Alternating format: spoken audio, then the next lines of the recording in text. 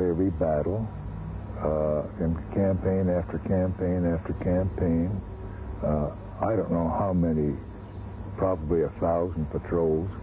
You know, General Mark Clark would send us on one because he needed information. George Patton would send us on one because he needed information. General Terry would send us on one. We were pretty much used in that way, and then misused when they tried to put us in as regular infantry, because we weren't built for that. We didn't have anything that went with it. All we had was our rifles and our knives and what have you. Besides the training and organization mission, 5th Corps became an integral part of the planning of Operation Overlord, the invasion of France. After several practice runs on the west coast of England, 5th Corps and the Allies were ready. On June 6, 1944, the invasion began. D-Day. It was early morning, and then it was noisy, bombs going off and shells going overhead, because we were laying right in front of the battleship Texas for a couple hours before we went in, and every time the Texas would fire a salvo of those 16-inch guns, they'd go right over our head, and we'd bob like a cork in a bathtub. Anyway, they dropped the ramp, and they said, go. And I drove off the Jeep off the end of that ramp, went right straight down. The water, I don't know how deep the water was, but the Jeep disappeared, and I disappeared, and I can't swim. Loaded down with equipment. And I got out of there. How I got out of that Jeep, I don't know. God must have knows me. Got up on the hood of the Jeep, and I stood there, and I was out of the water up to about here.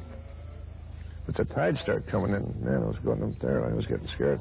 And I didn't want to let go of that. I was bending over, holding on to this windshield. And Dave Van Alstyne, so he was on the beach, and he saw me. And he swam out and got me. But I was only on the beach a short time when I got hit. Anyway, got shrapnel in the back and in the arm. That's the only thing. That's one I really will never forget. And I didn't sleep for lots of nights. Lots of nights. And stay with me until the day I die. Once the beachhead was established, the advance slowed significantly. Progress was measured in feet rather than miles. Finally, on the 29th of July, 5th Corps breaks out and heads toward Paris.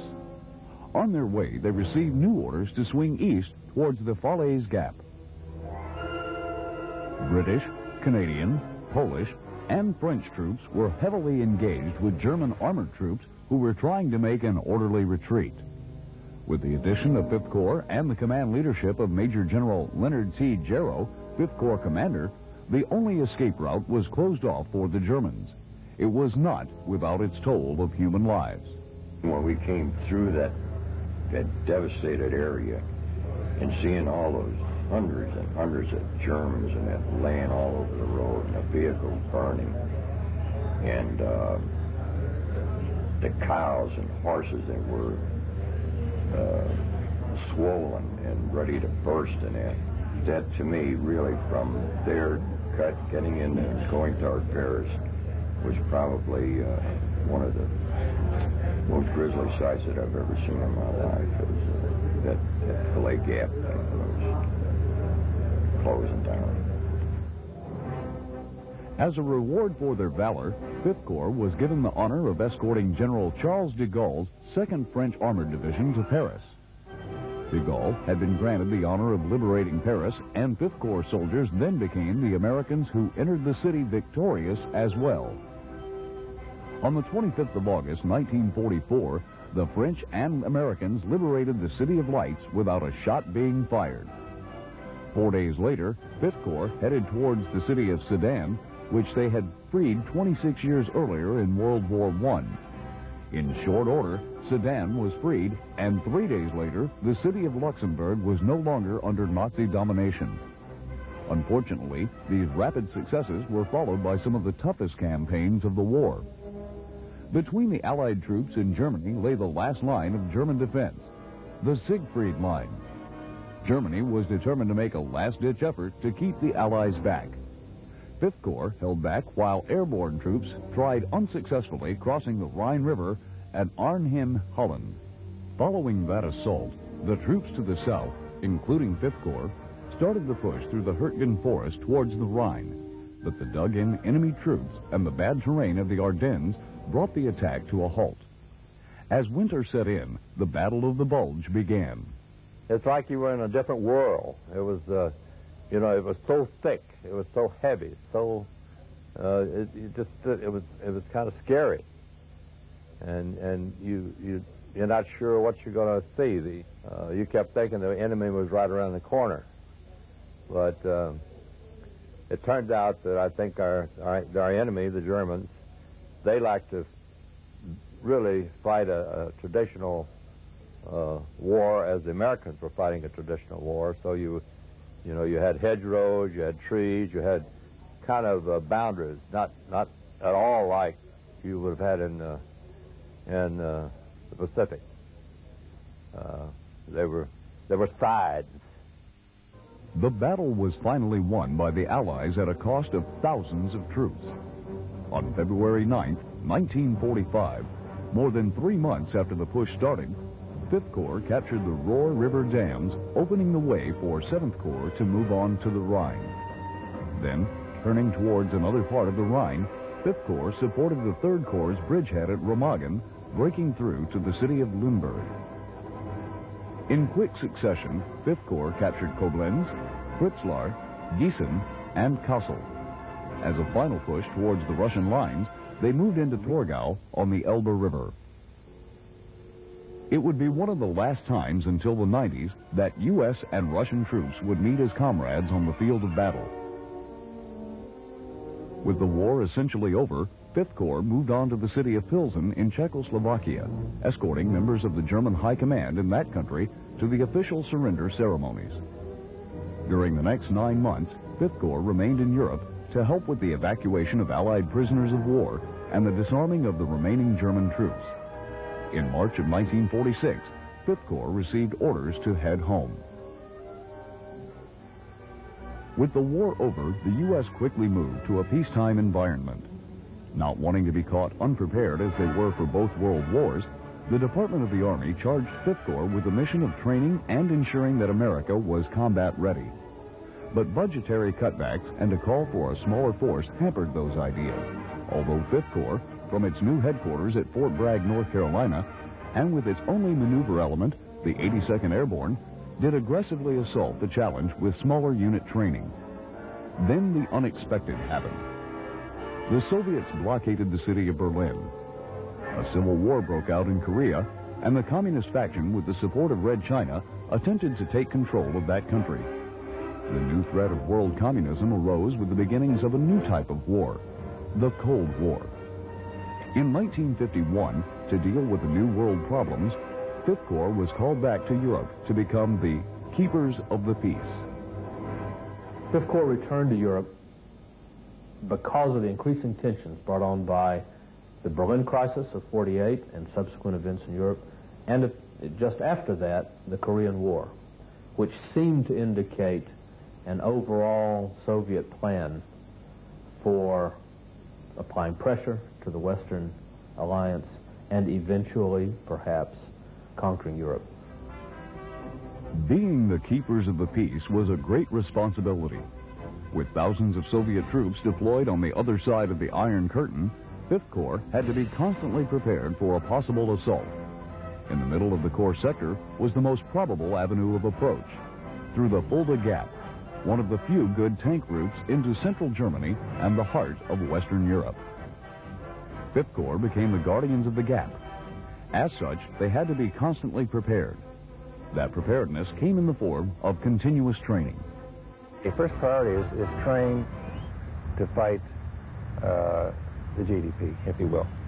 But also not just the GDP, but train to be able to take the offensive. I always thought I used to go up the border and look across and say, well, you know, after the first impact, of course we weren't going to start it. Once they hit us, then we'll counterattack, and then we're going to take the offensive, you know.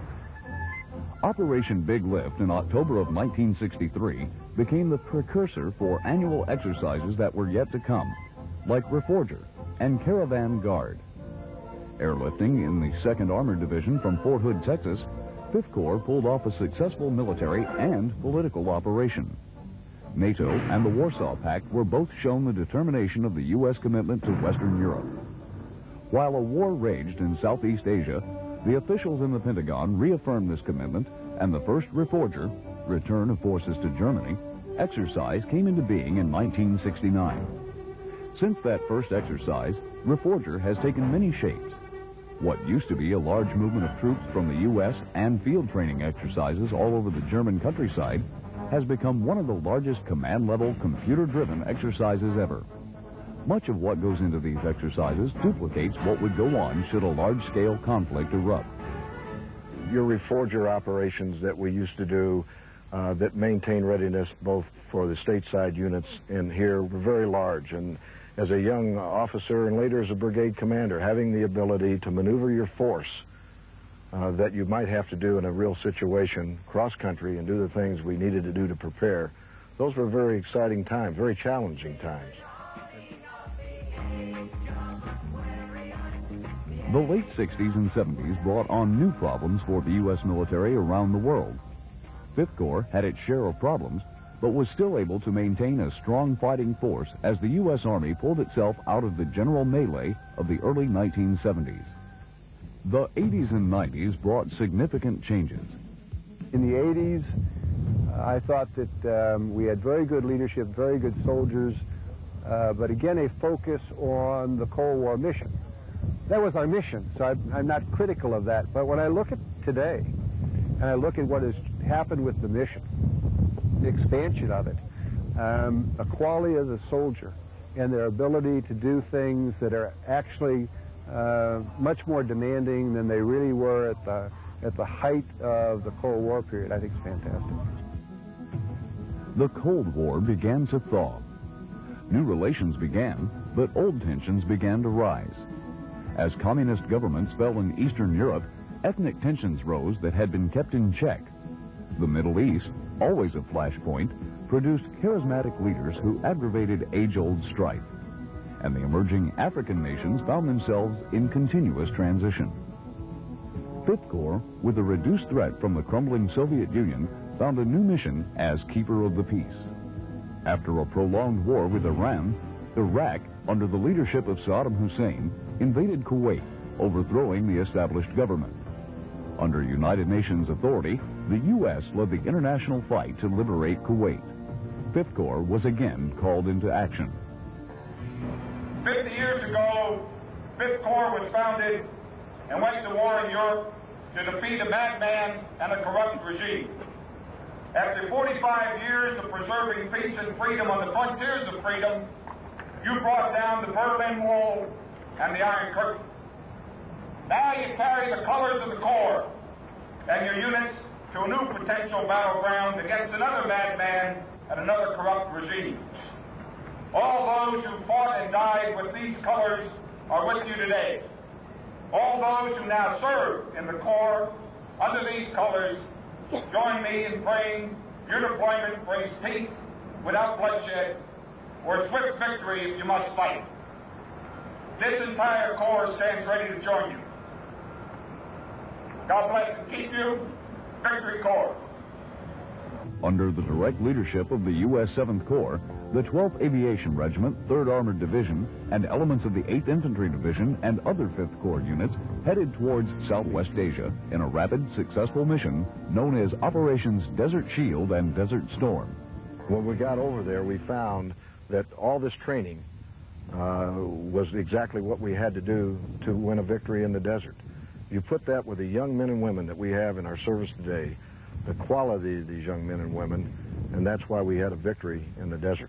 And so as I look back, I'm just very proud to be able to have been in 2 command positions that I was able to lead our forces as part of that and participate in it. The relatively short air-land-sea battle of 1990-91 put 5th Corps soldiers in a totally new situation. It was the first time they were engaged in desert warfare. something that hadn't been expected at the training sites in Grafenwehr and Hohenfels. And for the first time, 5th Corps troops were engaged in combat outside of Europe. In the largest mobilization since the Vietnam conflict, 5th Corps soldiers and units returned to Germany to a hero's welcome and with a new perspective on their mission. In short time, this new perspective grew into a new mission for the U.S. Army. No longer were we just a ready fighting force, but offered humanitarian aid whenever and wherever it was needed. Operations like provide comfort to the Kurds on northern Iraq and provide hope to the new Confederation of Independent States set the stage for others. With the breakup of Yugoslavia, 5th Corps stepped in, providing medical support to the UN forces in Croatia. With the breakdown of the government in Somalia, 5th Corps was tasked to help with the stabilization of that country and help feed the starving thousands. Positioned in the center of Europe, 5th Corps is strategically located to quickly respond to emergencies anywhere in Europe, the Middle East, and Africa. This is not the focus of the fight, that is, standing in the middle of Germany, as it had been since the end of the Second World War, that we are now part of a force projection army. We're going to go someplace else. All of USER is not going to go, just like all of Forces Command is not going to go. But the selected elements clearly are, and it is not get from your concern to Fulda. I mean, it can be to Somalia, to Turkey, northern Iraq. You pick it. Now we can be asked to deploy any place, and it can go from the spectrum of just humanitarian aid all the way through to conflict. And so you train the force today to be able to handle it from the lower end of the spectrum all the way up to the upper end. Where their next mission will take them, only time will tell. But no matter where they're deployed, 5th Corps, the Victory Corps, will remain true to their motto. It will be done.